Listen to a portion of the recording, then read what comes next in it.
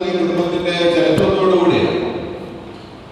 ആ കുടുംബത്തിന്റെ ചരിത്രത്തിൽ നമ്മൾ വായിക്കുമ്പോൾ ഒരു ഐഡിയൽ കുടുംബം, ആ കുടുംബത്തിന്റെ സ്വഭാവ ശ്രേഷ്ഠത എങ്ങനെയായിരിക്കണം എന്നുള്ളതൊക്കെ ആദ്യ പുസ്തകങ്ങൾ തന്നെ നമ്മൾ വായിക്കുമ്പോൾ കാണാൻ സാധിക്കും. ആദാമും ഹവ്വായും ആദ്യ കുടുംബം, അവരുടെ അല്ലെങ്കിൽ അതിലൂടെ രൂപപ്പെട്ടതായ കുടുംബം എന്ന് പറയുമ്പോൾ വിവാഹം, ഭാര്യാഭർത്തൃ ബന്ധങ്ങൾ, അവരുടെ ജീവിതാനുഭവങ്ങൾ നമ്മൾ പറയുമ്പോൾ സോഷ്യൽ ആൻഡ് എക്കണോമിക്കൽ ചേഞ്ചസ്, അവരുടെ കുടുംബത്തെ ബാധിച്ചതായ കാര്യങ്ങൾ, പിന്നീട് കുടുംബം അല്ലെങ്കിൽ കുഞ്ഞുങ്ങൾ, തലമുറകൾ, ഇതെല്ലാം ആ ആദ്യ കുടുംബത്തിൽ തന്നെ നമുക്ക് കാണാനായിട്ട് സാധ്യമായിട്ടുണ്ട്. ആ കുടുംബങ്ങളുടെ പശ്ചാത്തലത്തിലാണ് പിന്നീടുള്ള എല്ലാ കുടുംബങ്ങളുടെയും നന്മകളും തിന്മകളും പോസിറ്റീവ് ആൻഡ് നെഗറ്റീവ് നമ്മൾ കാണുവാനായിട്ട് സാധ്യമായിരുന്നു. അല്ലെങ്കിൽ പിന്നീടുള്ള നമ്മുടെ ഇന്ന് നിലനിൽക്കുന്ന കുടുംബ ബന്ധങ്ങളിലാണെങ്കിലും കുടുംബങ്ങളിലാണെങ്കിലും എല്ലാം അത് പരാമർശിക്കാതെ നമുക്ക് മുൻപോട്ട് പോകാനായിട്ട് സാധിക്കില്ല.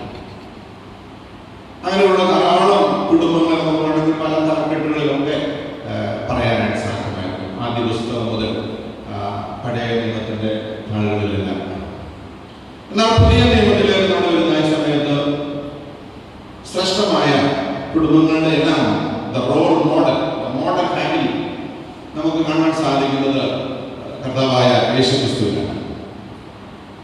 ആ കർത്താവായ യേശുക്രിസ്തുവിന്റെ കുടുംബ ജീവിതം എന്ന് പറയുന്നത് നമുക്കറിയാം. ജോസഫ് ആൻഡ് മേരി, അവിടെയും കുടുംബം ആരംഭിക്കുന്നു. ആദം ആൻഡ് ഈവ് എന്ന് പറയുന്നത്.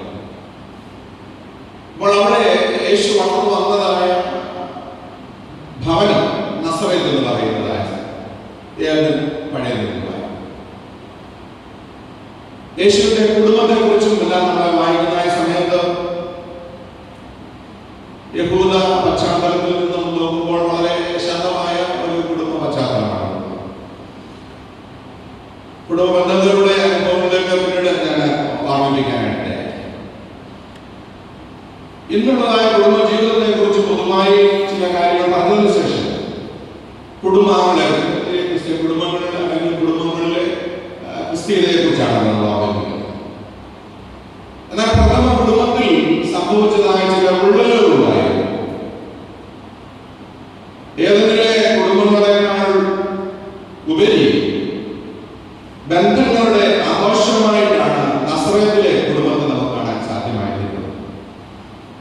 ബന്ധങ്ങളിൽ ഇടർച്ചകൾ സംഭവിച്ച ഒരു കുടുംബമാണ് ആദാമും ഈവിൽ നമുക്ക് കാണാൻ സാധിക്കുന്നെങ്കിൽ ബന്ധങ്ങളുടെ സെലിബ്രേഷൻ ഓഫ് റിലേഷൻഷിപ്പ് ആണ് നസറേത്തിലെ കുടുംബത്തിൽ നമുക്ക് കാണാൻ സാധ്യമായി. അതുകൊണ്ട് തന്നെ പരസ്പരം ഊന്നുവടികളാകേണ്ടതായ പരസ്പര സ്നേഹത്തിന്റെയും ത്യാഗത്തിന്റെയും ദർശനത്തിന്റെയും കുടുംബങ്ങളായി ഈ കുടുംബം മെനയപ്പെടേണ്ടത് ആണ് ഓരോ കുടുംബവും എന്നുള്ളത് എല്ലായ്പ്പോഴും ഓർക്കുവാനായിട്ട് ഇടയായി. സന്തോഷത്തിന്റെയും ശാന്തിയുടെയും അന്തരീക്ഷം ഒരു കുടുംബത്തിന്റെ വളർച്ചയ്ക്ക് നിർണായകമായിട്ടുണ്ട്. ഇവിടെ നസറേത്തിലെ കുടുംബത്തിലേക്ക് നാം നോക്കുമ്പോൾ ചാപ്റ്റർ 1 നമ്മൾ വായിക്കുമ്പോൾ വേഴ്സ് 41 യേശുവിന്റെ ബാല്യകാലത്തിന്റെ അനുഭവത്തെ കുറിച്ചാണ് ഇവിടെ ഓർമ്മിപ്പിക്കുന്നത്. ഇവിടെ പറയുന്ന അമ്മയപ്പന്മാർ ആണ്ടുതോറും പെരുന്നാളിന് പോകും. That was his custom. അവിടെ പറയുന്നുണ്ട് പതിവ് പോലെ used to. അപ്പോ ആ കുടുംബത്തെ കുറിച്ച് വായിക്കുമ്പോൾ ഒരു ജീസസ് ആ ഒരു യഹൂദ കുടുംബത്തിന്റെ എല്ലാ ചിന്തകളിലൂടെയുമാണ് യേശു വളർന്നു വരാനായിട്ട് ഇടയായത്. എല്ലാ തരത്തിലുള്ളതായ ന്യായപ്രമാണത്തിന്റെ അന്തസത്ത പാലിച്ചതായ ഒരു കുടുംബമാണ് യേശുവിന്റെ കുടുംബം. സാധാരണ കുടുംബം എന്ന് നമ്മൾ പറയുമ്പോൾ വായിക്കുന്നതാണ് ഒരു കാർപ്പന്ററിന്റെ കുടുംബമാണ്. സംഭവത്തിൽ നമ്മൾ വായിക്കുന്ന സമയത്ത് അല്ലെങ്കിൽ ഒരു സോഷ്യോളജിക്കലായിട്ട് നോക്കുമ്പോൾ ഒരു കാർപ്പന്ററിന്റെ കുടുംബം, ഒരു തൊഴിലാളിയുടെ കുടുംബം, രാവുകൾ അധ്വാനിക്കുന്ന കുടുംബം. അപ്പോൾ ആ കുടുംബത്തിൽ വളർന്നു വന്നതായ ഒരു യേശുവിന്റെ ജീവിതമാണ്. അവിടെ നിന്ന് രൂപപ്പെടുന്നതാണ് ക്രമമായി ആരാധനയിൽ സംബന്ധിക്കാനായിട്ട് കുടുംബങ്ങളിലെ ക്രിസ്തീയത എന്ന് പറയുമ്പോൾ ഈ രൂപപ്പെട്ടതാണ് ക്രിസ്തീയത എന്ന് പറയുന്ന സമയത്ത് ഇന്ന് നമ്മൾ വായിക്കുമ്പോൾ we all are following Christ. ക്രിസ്തുവിനെയാണ് അനുഗമിക്കുന്നത്. അപ്പോൾ അങ്ങനെ അനുഗമിക്കുന്നതായ നമ്മുടെ ജീവിതങ്ങളിൽ ഒരു സാധാരണ കുടുംബത്തെ ദേവാലയത്തിലേക്ക്, ആരാധനയിലേക്ക് അൾട്ടിമേറ്റ് ആയിട്ട് ലീഡ് ചെയ്യുന്നതാണ് ടുവേർഡ്സ് ഗോഡ്. ദൈവത്തിലേക്ക് ആനയിക്കാനായിട്ട് ഇടയായിത്തീരുന്നു. ആ ആരാധനയ്ക്ക് പോവുകയും ആരാധന സംബന്ധിക്കുകയും ചെയ്യുക എന്ന് പറയുന്നത് ആ കുടുംബത്തിന്റെ ഒരു നിഷ്കർഷയായിരുന്നു. ഇന്നലെ ഇവിടെ പരാമർശിക്കപ്പെട്ടപ്പോഴും നമ്മുടെ വല്യപ്പച്ചനെയും വല്യമ്മച്ചയും ഓർമ്മിപ്പിച്ചത് തന്നെയാണല്ലോ. ദീർഘമൈലുകൾ യാത്ര ചെയ്ത് സാധാരണ ജീവിത അനുഭവങ്ങളിൽ നിന്ന് അവർ ആരാധനയ്ക്ക് പോകാനായിട്ട് ഇടയായി. ഇന്നത്തെ ആധുനികമായിരിക്കുന്നതായ യങ്സ്റ്റേഴ്സ് ഇവിടെ ഇപ്പോഴും സീരിയസ് ആണുള്ളത്. സം യങ്സ്റ്റേഴ്സ് അറിഞ്ഞിട്ടുണ്ടോ? എന്നോട് ഉപയോഗിച്ചാൽ ഒരു ഇതിൽ ലേഖനം എഴുതാനായിട്ട് നല്ലതായ സമയത്ത് എന്നോട് ചോദിച്ചൊരു ചോദ്യമുണ്ട്. ആരാധനയിലൊക്കെ യങ്സ്റ്റേഴ്സിന്റെ പാർട്ടിസിപ്പേഷൻ. ഞാൻ പറഞ്ഞു, ഞാൻ ഉത്തരം പറഞ്ഞതിനേക്കാൾ we shall ask them why they are away from church or worship.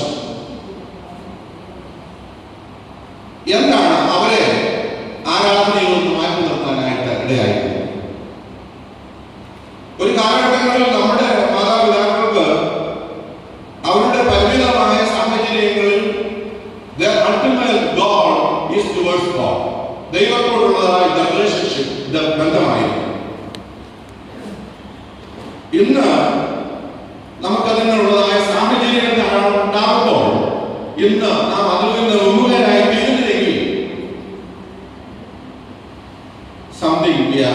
നമ്മുടെ കുടുംബ ബന്ധങ്ങളിൽ, കുടുംബങ്ങളിൽ ഇത് ഉണ്ടാകാനായിട്ട് ഇടയാൻ പാടില്ല.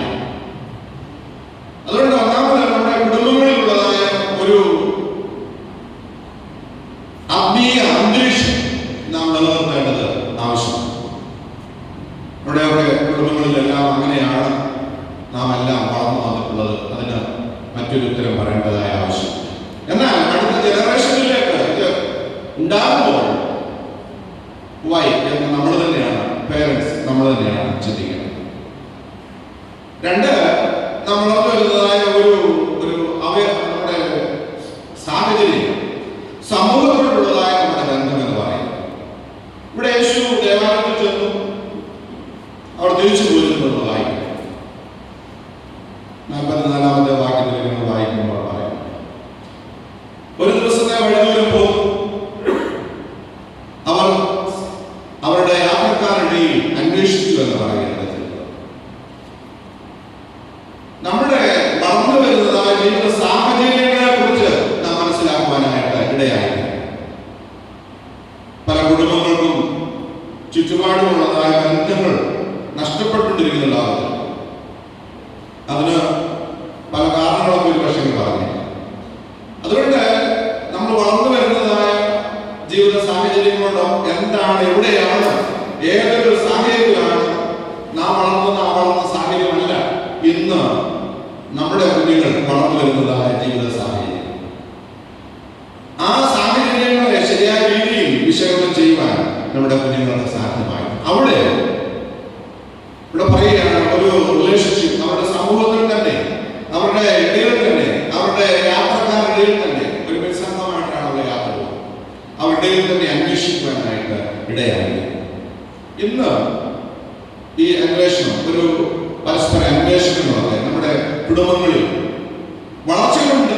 എല്ലാവരുടെയും ജീവിതങ്ങളിൽ ഇക്കണോമിക്കലി, സോഷ്യലി എല്ലാം വളർച്ച ഉണ്ടാകാനായിട്ട് ഇടയായിട്ടുണ്ട്. എന്നാൽ ആ വളർച്ച ഉണ്ടാകുമ്പോൾ തന്നെ നമ്മുടെ ബന്ധങ്ങൾ അതിൽ ആഴമുള്ളതായി തീരുവാനായിട്ട് ഇടയായി. മൂന്നാമതായിട്ടൂടെ ഈ കുടുംബങ്ങളെ കുറിച്ച് നമ്മൾ ചിന്തിക്കുമ്പോൾ നമുക്ക് ആവശ്യമായിരിക്കുന്ന സ്വാതന്ത്ര്യം ഒക്കെ നമ്മുടെ കുഞ്ഞുങ്ങൾക്ക് നൽകാനായിട്ട് ഇടയായി. അവരൊരു കോൺഫിഡൻസ്, ആത്മവിശ്വാസം വളർത്തുവാനായിട്ട് ഇടയായിത്തീരണം.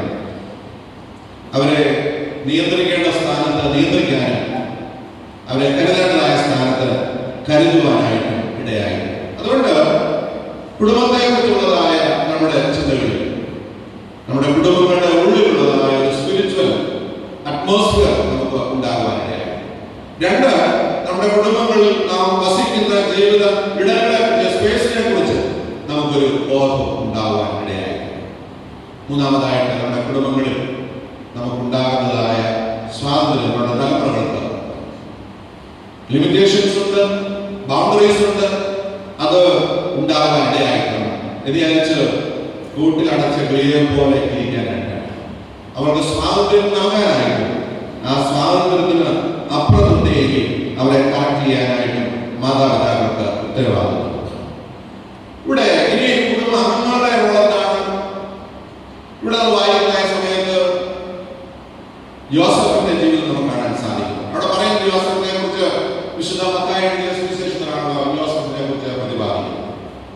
യോസഫ് നീതിമാനാകൊണ്ടും ലോകാവവാദം അവൾക്ക് വരുത്തുവാനായിട്ട് മനസ്സിലായിക്കൊണ്ടും വിവാഹം ചെയ്തിരുന്നതായ മറിയെ ഉപേക്ഷിക്കാനായിട്ട് തീരുമാനിച്ചു എന്ന് പറയും. അവിടെ യോസഫിനെ കുറിച്ച് പറയുന്നത് എന്താ നീതിബോധം എന്ന് പറയുന്നത്? റൈച്ചസ്നെസ് അല്ലെങ്കിൽ right one to keep the right relationship with God and human. ദൈവത്തോടും താൻ ജീവിക്കുന്ന ജീവിത സമൂഹത്തോടുള്ള ലോകാവവാദം സമൂഹത്തിന് മധ്യത്തിൽ ഒരു കളങ്കം മറ്റൊരാൾക്ക് വരുത്താനായിട്ട് പാടില്ല. അതോടൊപ്പം തന്നെ the vertical and horizontal relationship ദൈവത്തോടും സമൂഹത്തോടുള്ളതായിരുന്നു. അതുകൊണ്ട് ഇവിടെ ഇന്ന് നമ്മുടെ ജീവിത രംഗങ്ങളിൽ ഒരു പേരന്റ് അല്ലെങ്കിൽ ഒരു പിതാവ് എന്നുള്ള നിലയിൽ ജോസഫിനെ നമുക്ക് കാണാൻ സാധ്യമായിരുന്നത് നീതി ഒരു വാക്കല്ലായിരുന്നു, ആക്ഷൻ, ഒരു പ്രവൃത്തിയായിരുന്നു. വെറും വാക്കുകളിൽ അടങ്ങുന്നതായ ഒരു പ്രവൃത്തിയല്ല ജോസഫ് ചെയ്യുവാനിടയായിരുന്നത്. അവിടെ പറയുന്നത് ചെയ്യുന്നത് ജീവിതത്തിൽ ചില നിഷ്ഠകൾ വെച്ചു പുലർത്താനായിട്ട് ഇടയായിരുന്നു. നീതിയും സത്യവും പുലർത്തുന്ന ഒരു വ്യക്തിയായിരിക്കുകയാണ്. നീതിയും സത്യവും. ഈ നീതിമാൻ നീതി എന്നൊക്കെ പറയുന്ന സമയത്ത് അതിൽ അടങ്ങിയിരിക്കുന്നതായ കാര്യമാണല്ലോ നീതി എന്ന് പറയുന്നത്. ജസ്റ്റിസ്, റൈച്ചസ്നെസ്, കോടതി ഭാഷയാണ്. അപ്പോൾ അവിടെ ചില പ്രവർത്തനങ്ങളിലൂടെ അത് കാണിച്ചു കൊടുക്കുവാനായിട്ട് ഇടയായിരുന്നു. ദൈവ നിയോഗത്തിന് കീഴ്പ്പെടുവാനായിട്ട് ഇടയായിരുന്നു. വികാരങ്ങൾക്ക് അടിമപ്പെടാതെ ദൈവഹിതത്തിന് കീഴ്പ്പെടുവാനായിട്ട് ഇടയായിരുന്നു. പലപ്പോഴും വികാരങ്ങൾക്ക് അമിതമായ പ്രാധാന്യം ചിലപ്പോഴൊക്കെ നൽകുവാനിടയായി. എന്നാൽ ആ വികാരങ്ങളുടെ അപ്പുറമായി ദൈവഹിതത്തിന് പ്രാധാന്യം നൽകുവാൻ ഇടയായിരുന്നതായ ജോസഫിനെയാണ് കാണാൻ സാധിക്കുന്നത്. അതുകൊണ്ട് കുടുംബങ്ങളിലെ എന്ന് പറയുമ്പോൾ ഒരു പിതാവിന്റെ ഉത്തരവാദിത്വം എന്ന് പറയുമ്പോൾ ജീവിതത്തിൽ നീതിനിഷ്ഠമായ ഉത്തരവാദിത്വപൂർണമായ ദൈവത്തോടും മനുഷ്യരോടുമുള്ളതായ പ്രവർത്തനങ്ങളിൽ നീതിയും സത്യവും പുലർത്തുവാനായിട്ട് സാധ്യമായി. യോസഫിന്റെ മറ്റൊരു ജീവിത അനുഭവമാണ് കാണാൻ സാധ്യമായി തീരുന്നത്. തൊഴിലിലുള്ളതായ തൊഴിലും ആരാധനയുള്ളതാണ് വർക്ക് ആൻഡ് വർഷിപ്പ്. യോസഫിനാണെങ്കിൽ തൊഴിൽ വളരെ പ്രധാനമായിട്ട് കാണാം. എന്നാൽ വർക്കും വർഷിപ്പും തമ്മിൽ ഒരുമിപ്പിച്ചു പോയതായ ഒരു വ്യക്തിയാണ് കാണാൻ സാധിക്കും. ഒരു പക്ഷേ യങ്സ്റ്റേഴ്സിലൊക്കെ ഇന്ന് വർക്കിന് വളരെയധികം പ്രാധാന്യം കൊടുക്കുന്നത്, കൂടുതൽ സമയം ജോലി ചെയ്യുന്നത്. അപ്പോൾ ആ ജോലിയുടെ ക്ഷീണതകൾ തന്നെ ചിലപ്പോൾ നമ്മെ ആരാധനയിൽ നിന്ന് നമ്മെ പുറകോട്ട് വലിക്കാനായിട്ടിടയായി. ജോസഫിനെ ഒരിക്കലും ആരാധന തന്റെ തൊഴിലിന് ഒരു തടസ്സമായി തീരുകയോ തൊഴിൽ തന്റെ ആരാധനയ്ക്ക് ഒരു തടസ്സമായി തീരുകയോ ചെയ്യാനായിട്ട് ഇടയായി. നമ്മുടെയൊക്കെ കുടുംബങ്ങളിലെ യങ്സ്റ്റേഴ്സ് ഇന്ന് വ്യത്യസ്ത ജീവിത സാഹചര്യങ്ങളിൽ ജീവിക്കുന്നവരാണ്. എങ്ങനെ ഇരിക്കുന്നു എന്നുള്ളത് ഇവാലുവേറ്റ് ചെയ്യാനായിട്ട് വർക്കിനാണോ എന്ന് മാത്രം പ്രാധാന്യം കൊടുക്കുന്നുണ്ട്, വർഷത്തിന് മാത്രം പ്രാധാന്യം കൊടുക്കുന്നുണ്ട്. ഇതിനെ തമ്മിൽ ബന്ധിപ്പിച്ച് ജീവിക്കാനായിട്ട് സാധ്യമായിരുന്നു. സമൃദ്ധമായി ജീവിച്ച് കുടുംബത്തോടുള്ളതായ ഉത്തരവാദിത്വം വിസ്മരിച്ച് കളയാനായിട്ട്, കുടുംബത്തെ വർക്ക് എന്ന് പറയുമ്പോൾ ചില റെസ്പോൺസിബിലിറ്റിയുടെ ഭാഗമാണല്ലോ ഈ ജോലി എന്ന് പറയുന്നത്. അപ്പോൾ ഈ ജോലി ചെയ്ത് കുടുംബത്തോടുള്ളതായ ഉത്തരവാദിത്വം മാത്രം നിറവേറ്റില്ലാക്കണം. ഇന്ന് കുടുംബത്തോടുള്ളതായ ഉത്തരവാദിത്വങ്ങളെക്കാൾ ഉപരിയായി ഒരു സെൽഫായിട്ടുള്ളതായ, ഒരു സ്വാർത്ഥപരമായിരിക്കുന്നതായ, സ്വകീയമായിരിക്കുന്നതായ ചില കാര്യങ്ങൾക്കൊക്കെ പ്രാധാന്യം നൽകുവാനായിട്ട് ഇടയായിട്ടുണ്ട്. അതുകൊണ്ട് ഇവിടെ ജോസഫ് ആരാധനയും തൊഴിലും തമ്മിൽ ബന്ധിപ്പിക്കാനായിട്ട് ഇടയായിട്ടുണ്ട്. അതിന് ആരാധന തടസ്സമായിട്ടുണ്ട്.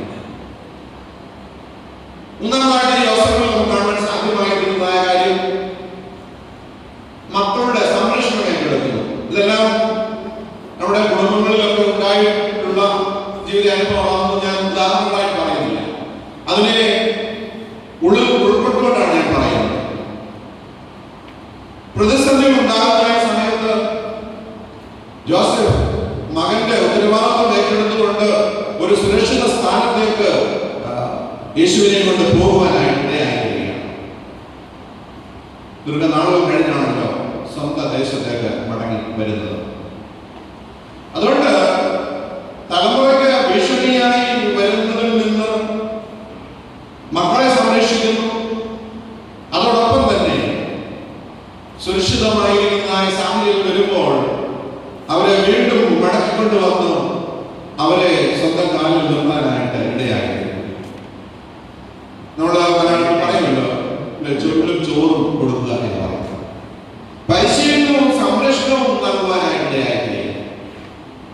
നമ്മുടെ മക്കൾക്കൊക്കെ അത് ധാരാളം ലഭിച്ചിട്ടുള്ളതാണ്, അല്ലെങ്കിൽ ഇന്നുള്ള മുതിർന്ന തലമുറയ്ക്ക് നമുക്ക് ലഭിച്ചിട്ടുള്ളത്. അതുകൊണ്ട് അടുത്ത തലമുറയ്ക്കും ഇത് ആവശ്യമാണ് എന്ന് ഓർമ്മിപ്പിക്കുവാനായിട്ടാണ് ഞാൻ ഇടയായി. അതുകൊണ്ട് യോസഫിന്റെ നീതിബോധം, തന്റെ തൊഴിലും ആരാധനയുമാണതായ ബന്ധം, കുടുംബത്തിന്റെ സംരക്ഷണം ഏറ്റെടുക്കാനായിട്ട് ഇടയായി. രണ്ടാമത് മറിയ, ഒരു മാതാവ്. എന്താ ഇവിടെ കാണുന്ന മറിയ അമ്മമാർക്കെല്ലാം മാതൃകയാണ്.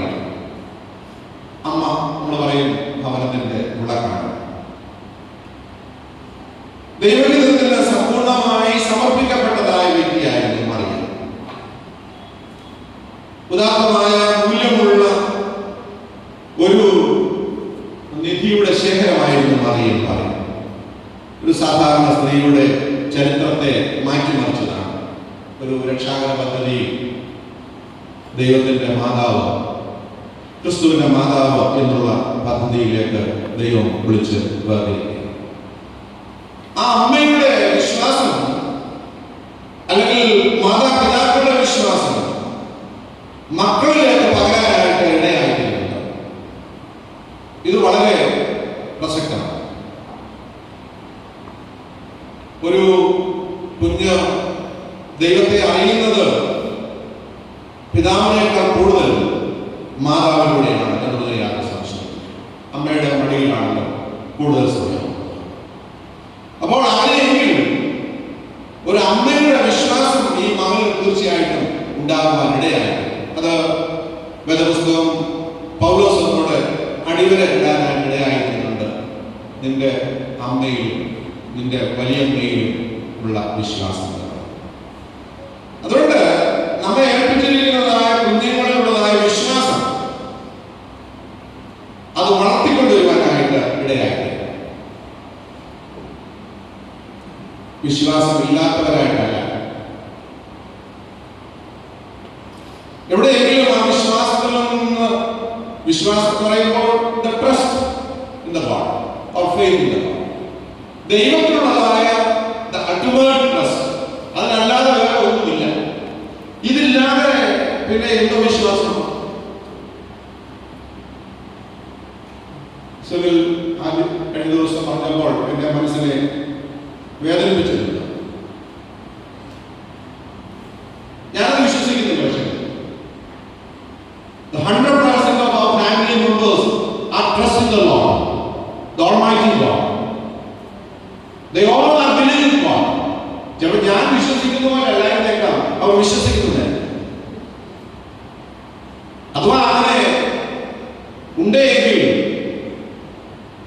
I am responsible. ഞാനാണ്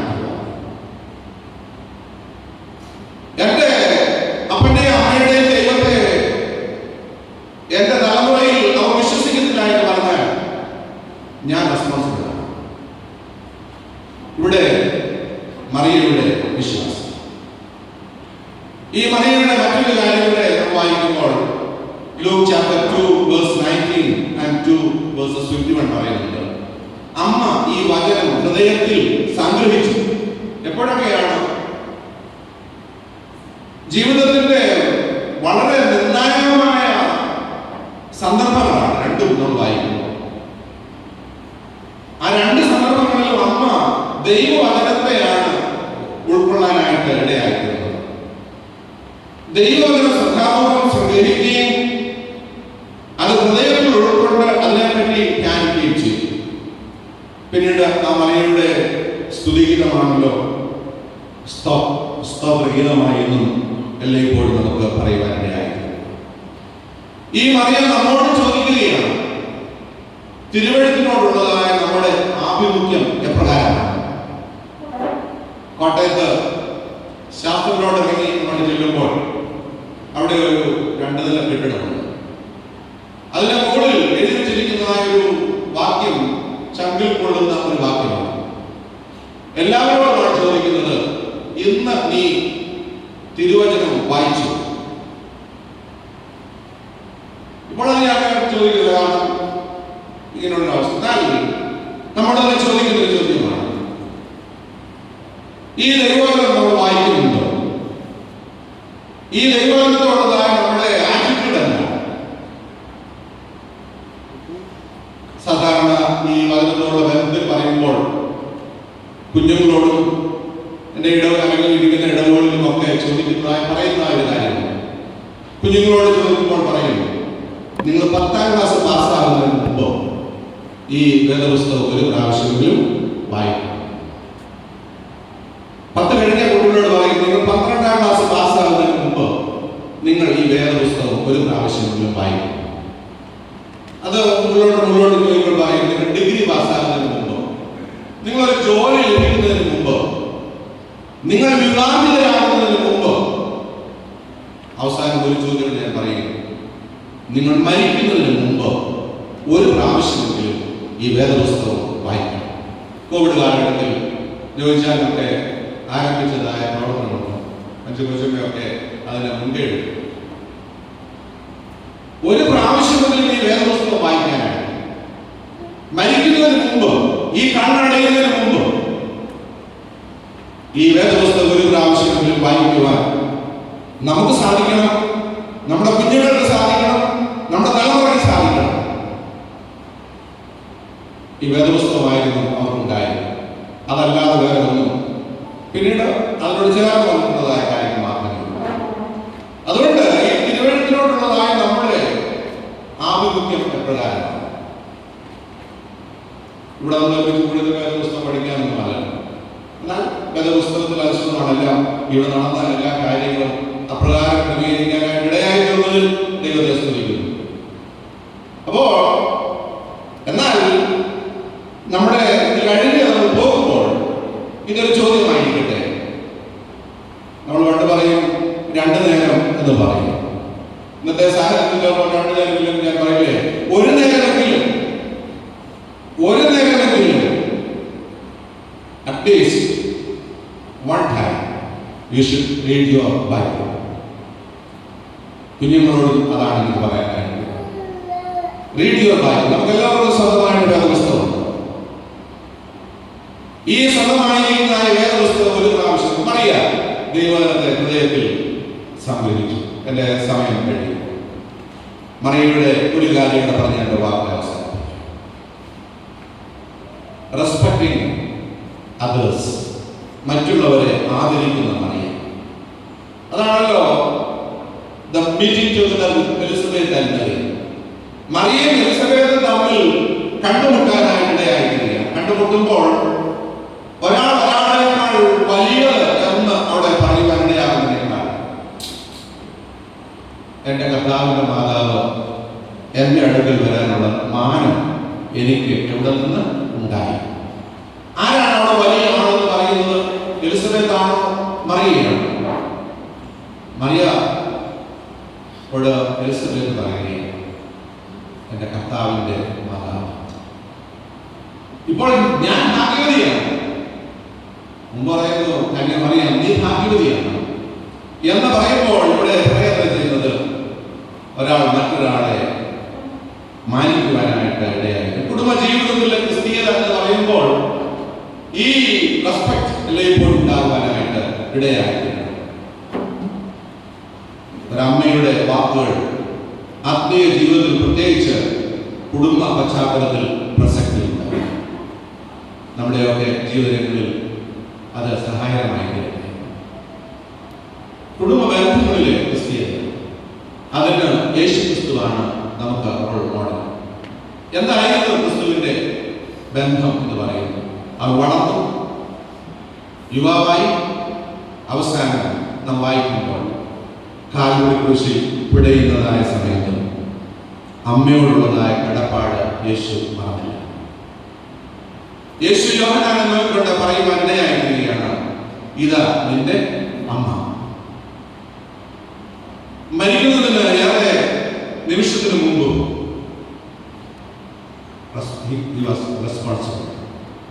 കുരിശിൽ പിടയുമ്പോൾ ഉത്തരവാദിത്വപൂർണമായ ജീവിതം. ഇന്നത്തെ ഭവനങ്ങൾ ഈ ബന്ധങ്ങൾ നിലനിർത്തുവാനായിട്ട് ഇടയായി. ഭാര്യാഭർത്തൃ ബന്ധങ്ങളിൽ, കുടുംബ ബന്ധങ്ങളിൽ, കുഞ്ഞുങ്ങളുള്ള ബന്ധങ്ങളിൽ ചില ഉത്തരവാദിത്വങ്ങൾ, ചില കടമകൾ അത് നിർവഹിക്കപ്പെടാനായിട്ട് ഇടയായിട്ടുണ്ട്. ചിലപ്പോഴൊക്കെ അത് സംഭവിക്കാതെ പോകുന്നു. അതുകൊണ്ട് ഇത് നമ്മുടെ കുടുംബങ്ങളുടെ വളർച്ചയ്ക്ക്, നമ്മുടെ ക്രിസ്തീയ കുടുംബങ്ങളാണ് നമ്മുടേതല്ല. അപ്പോൾ ആ ക്രിസ്തീയ കുടുംബങ്ങളുടെ പവിത്രത, പാരമ്പര്യം കാത്തു സൂക്ഷിക്കേണ്ടത് എന്റെയും നിങ്ങളുടെയും ചുമതലയാണ്. ആ കുടുംബത്തിന്റെ പവിത്രത നഷ്ടപ്പെട്ടു പോകാനായിട്ട് പാടില്ല. കാരണം വളർന്നു വരുന്നതായ ജീവിത സാഹചര്യങ്ങളിൽ പലതരത്തിലുള്ളതായ സ്വാധീനങ്ങൾ വശംവദരായിട്ടില്ല. എന്നാൽ ആ സ്വാധീനങ്ങൾക്ക് വശംവദരായിട്ടുള്ള സാഹചര്യങ്ങൾക്ക് അടിമയാകാനായിട്ടല്ല, we should transform the situations. ഈ സാഹചര്യങ്ങളെ രൂപാന്തരപ്പെടുത്താനായിട്ട് ഇടയായിട്ടുണ്ട്. അതുകൊണ്ട് നമ്മുടെ ഭവനങ്ങളിൽ, ഈ സ്വർഗീയ ഭവനങ്ങൾ, ദൈവവും സ്നേഹവുമില്ലാത്ത ഭവനങ്ങൾ എന്ന് പറയുമ്പോൾ മേൽക്കൂരയില്ലാത്ത, അടിസ്ഥാനമില്ലാത്ത ഭവനങ്ങൾ പോലെയായിരിക്കും. ദൈവമുള്ള ഭവനങ്ങൾ, ക്രിസ്തീയ ഭവനങ്ങൾ, അത് വിശുദ്ധ മത്തായിയുടെ സുവിശേഷം 7-ാം അധ്യായത്തിൽ പറയുവാൻ ഇടയായിത്തീരുന്നത് ആഴപ്പിടിച്ച് പറഞ്ഞ് അടിസ്ഥാനമിട്ട മനുഷ്യനെ പോലെയാണ്. അതുകൊണ്ട് ഒരു അടിസ്ഥാനമുണ്ട്. നമ്മുടെ പിതാക്കന്മാർ ഇട്ട ഒരു അടിസ്ഥാനമുണ്ട്. ചില പാരമ്പര്യങ്ങളുണ്ട്, ചില പൈതൃകങ്ങളുണ്ട്. അത് കാലത്തിന്റെ കുത്തൊഴുക്കിൽ നഷ്ടപ്പെട്ടു പോകാനായിട്ട് പാടില്ല. അത് നമ്മുടെ കുഞ്ഞുങ്ങളെ തിരിച്ചറിയുവാൻ നാം ബാധ്യസ്ഥരാണ്. അത് ഉറപ്പിച്ചു കൊടുക്കുവാൻ നാം ബാധ്യസ്ഥരാണ്. എവിടെയെങ്കിലും അത് നമുക്ക് തടസ്സങ്ങളായി തീരുന്നുണ്ടെങ്കിൽ ഐ ആം റെസ്പോൺസിബിൾ. എന്റെ കുടുംബം അങ്ങനെ തകരാനായിട്ട് പാടില്ല. അതുകൊണ്ട് ഇന്ന് ഈ ദിവസങ്ങളിൽ നാം ഇവിടെ ഒരുമിച്ച് കൂടിയത് is a time of renewal. It's a time of reformation. It's a time of rededication. നമുക്ക് അതിന് മുഖാന്തരമായിട്ടുണ്ട്. അതിന് role model the Christ centred life, ക്രിസ്തുവുള്ള കുടുംബങ്ങളായി നമുക്ക് നമ്മുടെ കുടുംബങ്ങളെ കെട്ടുപിടിച്ചിരിക്കണം. അതുകൊണ്ട് എന്നെ കേൾക്കുന്ന പ്രിയമുള്ളവരെ, നമ്മുടെ പിതാക്കന്മാർ പടുത്തുയർത്തിയതായ, കെട്ടുപണി ചെയ്തതായ കുടുംബ ബന്ധം അത് ക്രിസ്തുവിൽ അടിസ്ഥാനപ്പെട്ടതായിരുന്നു. ദൈവത്തോട് ചേർന്ന് നിന്നതായിരുന്നു.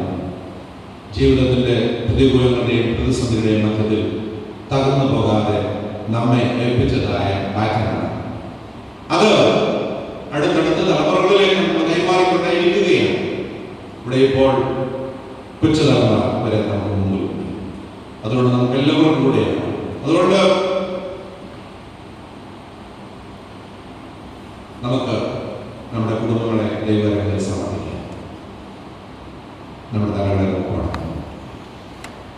അവൻ മടങ്ങി നസ്രത്തിലേക്ക് വന്നു. He came back to his hometown, his house. ദേവാലയത്തിലിരുന്നു, ദേവാലയത്തിലേക്ക് പോയി, വീണ്ടും മടങ്ങി ഭവനത്തിലേക്ക്. ക്രിസ്തു കേന്ദ്രീകൃതമായ ജീവിതം, അതല്ലാതെ നമ്മുടെ ജീവിതത്തിൽ വേറെ അപ്രകാരമുള്ള നവീകരിക്കപ്പെട്ട ഉറപ്പാക്കപ്പെട്ട കുടുംബങ്ങളായിട്ടുള്ള നമ്മുടെ കുടുംബങ്ങളെ ദൈവം സഹായിക്കട്ടെ. ആ ദൈവവിശ്വാസത്തിൽ നിലനിൽക്കാൻ, ക്രിസ്തുവിലുള്ള വിശ്വാസം നിലനിൽക്കാൻ ദൈവം നമ്മെ ഏൽപ്പിച്ചിരിക്കുന്ന കുടുംബങ്ങൾക്കിടയാണ്. നമ്മൾ ആദ്യം പാടിയതായ ഒരു പാട്ടിൻ്റെ സ്റ്റാൻസ് ആണ് ഒരുമിച്ച് അതൊരു ഡെഡിക്കേഷൻ സോങ്.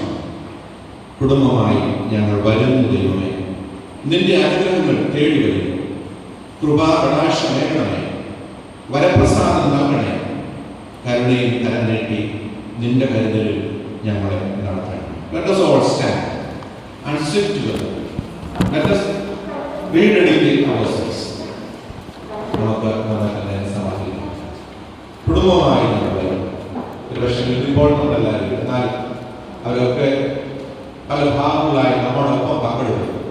നമുക്ക് അവരെയും നമ്മുടെ കാര്യങ്ങളിൽ ചേർപ്പെടുക. കുടുംബമായി ഞങ്ങൾ വരുന്നു ദൈവം, കൃപാകടാക്ഷങ്ങൾ ചെയ്യണം. ദൈവത്തിലുള്ള പൂർണ്ണമായ ആശ്രയം, ക്രിസ്തു കേന്ദ്രീകൃതമായ ജീവിതാനുഭവങ്ങളിലൂടെ എൻ്റെ കുടുംബത്തെ, ഞങ്ങളുടെ കുടുംബത്തെ ഇതാ ദൈവത്തിലേക്ക് സമർപ്പിക്കും. നമുക്ക് ഒരുമിച്ച് പാടാം. കുടുംബമായി ഞങ്ങൾ വരുന്നു ദൈവമേ, അനുഗ്രഹങ്ങൾ തേടി വരുന്നു.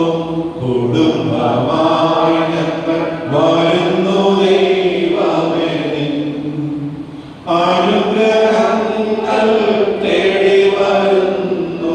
കൃപാകടാക്ഷമേഖണേ, വരപ്രസാദം നൽകണേ, കരുണയും കരം നീട്ടി നിൻ കരുതലിൽ നടത്തേണമേ.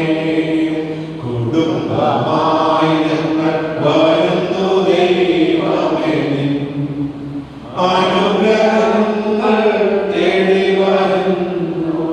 അടുത്തത് ഓരോ ദിനവും പ്രാർത്ഥനയോടെ ആരംഭിച്ചിടാൻ, നന്ദിയാൽ ഉള്ളം നിറഞ്ഞെന്നും താഴ്മയോടെ വണങ്ങി വാഴ്ത്തിടുവാൻ ആത്മ നൽകരായവ നിന്റെ ഭാവം നൽകി.